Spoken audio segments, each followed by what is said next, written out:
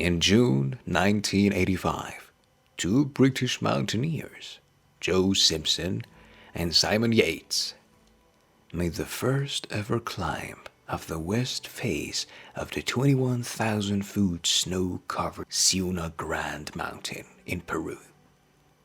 It was an exceptionally thought assault, but nothing compared to what was to come.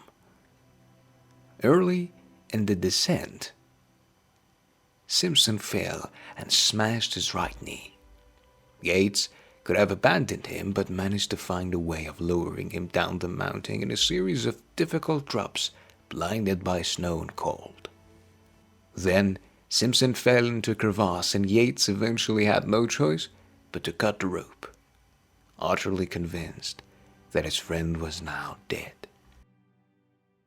In his subsequent book on the climb entitled Touching the Void, Joe Simpson wrote, "As I gazed at the distant moraines, I knew that I must at least try.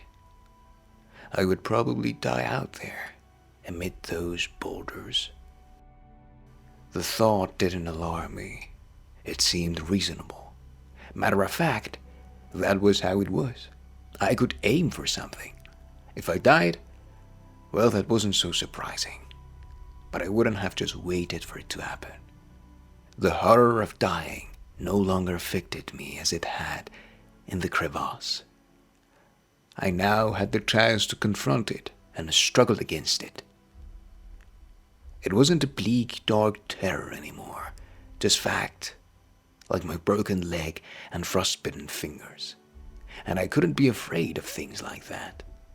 My leg would hurt when I fell, and when I couldn't get up, I would die." The survival of Yates himself was extraordinary.